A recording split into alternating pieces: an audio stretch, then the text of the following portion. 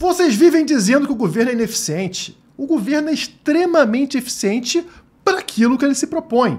O objetivo do governo não é dar educação, dar saúde, dar qualidade de vida. Tudo isso são desculpas, são mentiras criadas para que você não se revolte contra ele. A única função real de um governo coercitivo, que é o Estado, é tomar o seu dinheiro. E isso ele faz como ninguém. Claro, usando como artifícios para evitar a revolta muitas mentiras, como por exemplo que o seu salário é corrigido pela inflação. E isso te dá aquela tranquilizada no peito, né? Você pode ficar acomodado porque você pensa que não está sendo roubado. Logo, não precisa fazer nada, não precisa se proteger. Mas assim como na lorota da educação e da saúde, a lorota da inflação também existe. E é por isso que eu volto a afirmar: o Bitcoin está de graça, especialmente para o brasileiro. Mas o que é isso, meu Deus? Um relatório dos likes do canal. Vocês não estão dando like, não? Não é possível, eu vou desistir. Peraí, vou até ver direito aqui, vou até o óculos do 38 para me ajudar a enxergar melhor esse absurdo que eu estou vendo aqui. Que é isso, meu nobre? Olha aqui a situação, hein? Ninguém dá like no canal. Aí eu vou desistir, hein? Vou desistir, vou parar com esse negócio de fazer vídeo, que não tá dando certo não, né? Deixa o like aí, custa nada. Começa o vídeo de hoje com este gráfico que está aí na tela, um lindo gráfico maravilhoso que compara o crescimento do salário médio brasileiro contra o M2, que eu já vou te explicar o que é. Isso de 2010, estamos aqui, né? Até hoje, até 2024. E olha essas bolinhas azuis, que gracinha! Elas representam aqui o aumento, o crescimento do seu salário ao longo desses 14 anos. Olha que legal, as bolinhas vão subindo pouco a pouco, pessoal. Ou seja, o seu salário vem sendo reajustado. Deve estar muito próximo ao da inflação. Isso se você acreditar que inflação é aquela cestinha lá, é aquele índice IPCA, IGPM, IGGGG que o governo cria, né? Uma cesta de produtos e serviços que ele escolhe. Quem escolhe? Ele. O político define quais produtinhos estarão dentro dessa maravilhosa cesta e de vez em quando altera a regra para definir o que é a inflação. Mas inflação não é aumento de preço. Aumento de preço é consequência da inflação. Inflação, como o nome diz, é uma inflação da base monetária, da quantidade de dinheiro que existe na economia. E isso não se mede com IPCA, com IGPM. Isso se mede com M2, que mostra justamente o aumento da base monetária. E esta maravilhosa linha amarela subindo de forma incrível aqui nos mesmos 14 anos é justamente o crescimento percentual do M2, da base monetária brasileira. Vocês percebem um aumento desse crescimento justamente a partir de 2019, 2020, quando tivemos a pandemia. E é esse M2, essa linha amarela, que representa a inflação real. Quanto o seu poder de compra está sendo diluído. Ou seja, para você não ter essa diluição, o seu salário teria que crescer na mesma proporção. Ao invés de ser essa linha azul, que pouco sobe, teria que acompanhar exatamente a linha amarela, o que está muito, mas muito longe de acontecer. De forma que isso não fique tão perceptível para você, o governo tem algumas artimanhas. Por exemplo, aqueles itens que fazem parte da tal cestinha do IPCA, do IGPM, o governo controla o aumento de preço. Ele evita que esse aumento de preço fique muito descolado do seu salário, porque você conseguiria enxergar isso no próprio índice. Enquanto isso, os outros índices que estão fora da cesta sobem muito acima da média. Outra forma de manipular isso é com shrinkflation, ou reduflação em português. Você vai comprar aquela linda barra de chocolate no mercado, mas ela vai cada vez encolhendo mais de tamanho, sem que você perceba a diferença de 5% no tamanho, depois a diferença de 7% no tamanho, a diferença de 10% no tamanho, e aí, quando você analisa a diferença de preço, não mudou tanto, né?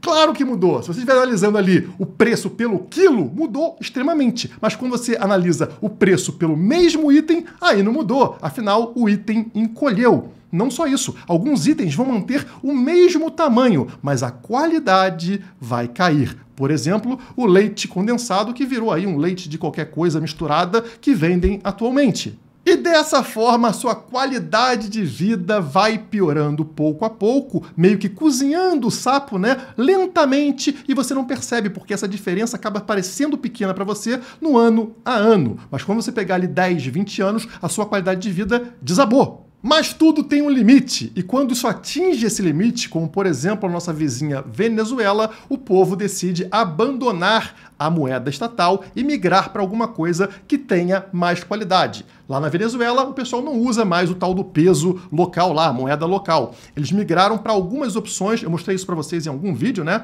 Eles migraram para dólar, sim, eles fazem trocas com a moeda americana e também com ouro, vejam vocês, como eles fazem lá a extração de ouro, né? Eles usam ali pó de ouro, pequenas quantidades de ouro para fazer negociação nas cidades. Na fronteira com a Colômbia, usam a moeda colombiana e assim por diante. Então, existe um limite. Aqui no Brasil, esse limite ainda não foi totalmente alcançado, mas aqueles que têm uma visão um pouquinho melhor já começam a buscar opções, como, por exemplo, o Bitcoin, as criptomoedas que tiveram um crescimento absurdo no Brasil, sendo maiores, por exemplo, do que a Bolsa Brasileira. Tudo isso que eu te expliquei está ligada à minha tese de que o Bitcoin tende a explodir até o ano que vem. Eu vou te mostrar isso graficamente e também porque você precisa ser rápido, porque essa portinha, essa janela para você fugir desse absurdo que está acontecendo no Brasil, ela está cada vez menor, ela está se fechando. Talvez você não tenha muito mais tempo.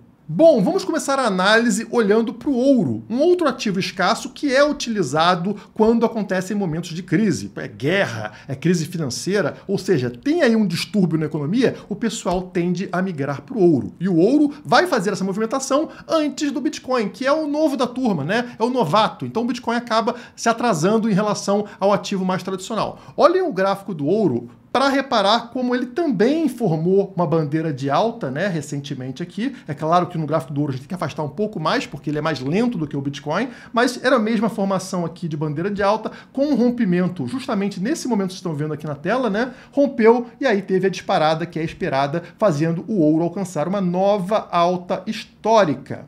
Acontece que o Bitcoin é conhecido como ouro digital, justamente devido às suas qualidades, né? A sua escassez, a sua emissão controlada, o seu hedge contra excesso de liquidez. E olhem como está o gráfico do Bitcoin nesse momento. Esse é o gráfico semanal, né? Tivemos, então, essa forte subida e depois esse canal aqui descendente criando, né? Fazendo uma formação de bandeira de alta que vai ser confirmada a partir desse rompimento que ainda não aconteceu. O preço está aqui, ó, nesta setinha amarela aqui embaixo, né? 57 mil dólares. Portanto, estamos na parte de baixo dessa potencial bandeira de alta. Agora, qual seria a tendência quando o Bitcoin tem as mesmas qualidades, mesmas características de que o ouro, de proteger você desses distúrbios da economia? Seria o preço eventualmente voltar a subir, como eu espero, para o último trimestre desse ano e para o ano que vem, romper o topo dessa bandeira e, assim como o ouro, atingir uma nova alta histórica lá em cima. Ah, Guilherme, mas você é um bitcoiner maluco! Da onde vai vir esse volume do nada para encher de compras no Bitcoin? Bom, esse gráfico aí na tela mostra para vocês os prejuízos não realizados nos investimentos americanos, nos Estados Unidos. E a situação, pessoal, é caótica. Olha o tamanho do buraco, do fundo que vocês têm aqui, em comparação à grande crise financeira de 2008. 2008 era isso aqui, ó, prejuízo não realizado. O prejuízo não realizado agora, ele é astronômico. E por que isso aconteceu? Porque tivemos uma repentina alta na taxa de juros. O governo americano subiu muito rapidamente a taxa de juros. Então, diversos investimentos ligados ali, que dependiam de uma taxa de juros baixa, do nada passaram a perder dinheiro. E aí existem duas formas do governo evitar o caos completo na economia. Uma é trazendo a taxa de juros de volta para zero, o que não deve acontecer e também seria extremamente demorado. A outra opção é o conhecido resgate, imprimir dinheiro, aumentar a liquidez da economia para resgatar essas empresas, esses investidores. Mas aí existe um problema. O governo não pode baixar taxa de juros e imprimir dinheiro com a inflação alta, aquela inflação fake que eu expliquei para vocês no início do vídeo. Então é necessário uma mágica. Como uma mágica? Plum. Uma mágica que faça a inflação chegar exatamente no ponto que o governo tinha falado que ia trazer. Olha só, pessoal, exatamente hoje sai aqui o reporte de inflação mostrando que a inflação atual dos Estados Unidos é exatamente aquela que era prevista pelo Banco Central americano. Que coincidência! Acontece logo na véspera aqui da semana onde eles vão falar sobre taxa de juros. Então, quer dizer, no dia 18 de setembro, na semana que vem, o Fed, o Banco Central dos Estados Unidos, vai divulgar a nova taxa de juros. E agora não existe mais o problema da inflação. A inflação está controlada. Podemos colocar de volta o pé no acelerador, ou melhor, o dedo na impressora. Agora está respondida a sua pergunta da onde virá o dinheiro? Da onde virá o volume para fazer o Bitcoin subir? Mas será que realmente existe essa correlação entre o aumento de liquidez global e a subida de preço do Bitcoin? Aqui no canal eu não fico de suposição, eu mostro para vocês. Então na tela está justamente isso. Aqui em cima vocês têm o preço do Bitcoin, essas barrinhas na cor branca, e aqui embaixo vocês têm uma linha verde e uma linha vermelha. A linha verde é justamente o índice de liquidez global. E quando supera a média, que é a cor vermelha, todas as vezes, como vocês podem ver nesse gráfico, que rompe essa média, né? Que a linha verde rompe a média vermelha, lá em cima vocês percebem que acontece uma bull run no Bitcoin, um ciclo de alta muito forte no Bitcoin. Isso aconteceu em 2016, por sinal, ano de halving. Isso aconteceu, por exemplo, em 2020, lá na pandemia, por sinal, ano de halving. Isso acaba de acontecer agora em 2024, por sinal, ano de halving. Talvez o maluco aqui não seja tão maluco. Mas você pode não acreditar em mim, não gostar da minha tese e seguir ali a tese do governo, do Estado. No vídeo passado, eu falei para vocês sobre a maravilhosa decisão do STF que decretou o fim do sigilo bancário. Agora as instituições financeiras são obrigadas a abrir sua continha para o governo. Mas aí as matérias da mídia rapidamente vieram me desmentir. Eu sou o quê? Um divulgador de fake news. Como diz aqui o Valor Econômico, STF não decretou o fim do sigilo bancário, Guilherme. Pare de falar mentira. Entenda o que aconteceu. Agora, use o teu cérebro para decidir se existe ou não sigilo bancário. Vamos seguir a própria matéria do Valor Econômico, ok? Vamos descer aqui. Olha lá. O que disse Carmen Lúcia, do STF? A administração tributária dos estados é imposta a tarefa de manter os dados das pessoas físicas e jurídicas fora do alcance de terceiros. Tá? Então, eles devem evitar que terceiros... Eles não são terceiros, eles são deuses. Eles podem ter acesso. Terceiros não podem ter acesso. E o que eles fazem com os seus dados bancários? Utilizando-os de forma exclusiva para o exercício de suas competências fiscais. Ah, pessoal! Então é o seguinte, é sigiloso, tá? É sigiloso. Somente o governo, todos os parasitas, o STF, os políticos têm acesso, né? E vão tomar conta da sua informação. Então, se você confia em político, se você confia no STF, se confia em todos eles, não tem problema. Para terceiros, tá? Essa informação não será divulgada. Ah, esqueci só de um detalhezinho, pessoal. Isso, como diz a matéria aqui embaixo, se não acontecer o vazamento dos dados, pessoal, porque aí acontece, né? Não é culpa do governo se ele tem os dados e vazou, né? Aconteceu. Então, assim, é sigiloso, desde que o governo seja confiável e não tente te ferrar a vida, ou se o governo não deixar os dados serem vazados. Olha aqui. Apesar das garantias legais, é inegável que o risco de vazamento de dados ou de uso indevido das informações por parte dos agentes públicos existe. Ai, meu Deus do céu. Ai, eu tenho cara de otário. Então, querido Valor Econômico, querida mídia brasileira, deixem de ser cagões e falem a verdade. Não tem mais sigilo. Se alguém tem acesso às minhas informações, elas não são sigilosas. Agentes do Estado não são deuses, são seres humanos. Mas nada está ruim o suficiente que não possa piorar.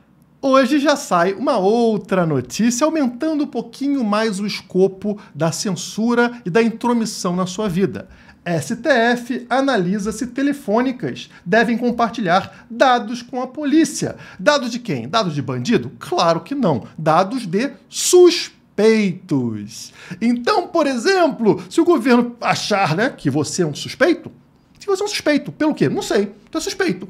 Ele pode pedir os dados das suas ligações, das suas interações privadas com outras pessoas, para ver se de repente você não está aí comprando um bitcoinzinho ou elogiando demais aquele político que eles não gostam. Então eles estão com câmeras dentro da sua conta bancária, estão com câmeras dentro da sua linha telefônica. E claro, também querem colocar uma câmera nas exchanges, como diz a matéria de hoje. Receita Federal está na cola do Bitcoin e prepara pacote de 3 ações com foco nas exchanges. Vocês estão entendendo o que está acontecendo? Eles estão fechando o cerco numa velocidade nunca antes vista na história. Controlar cada coisa que você faz, desde o que você posta em rede social, até o que você fala no telefone, até o que você tem dentro da sua conta bancária e compra por aí. A única forma de você estar protegido é com criptomoedas fora de qualquer sistema centralizado. Ou seja, comprou lá, seja lá onde for,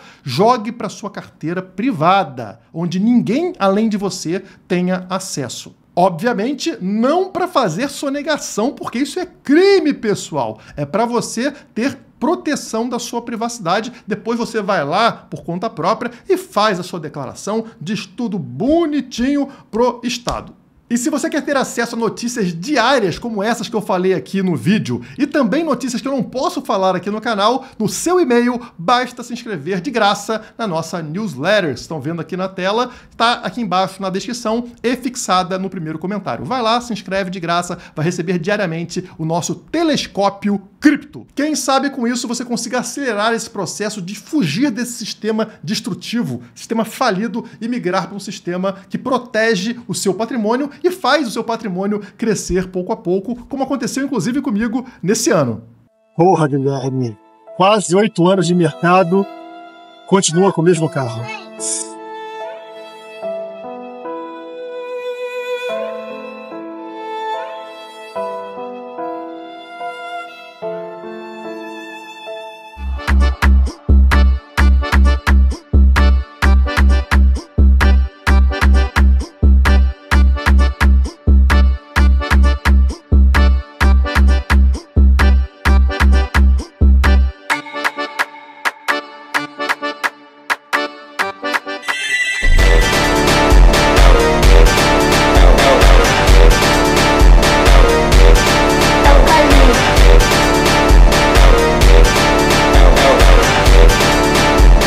Por hoje é só, muito obrigado e até a próxima.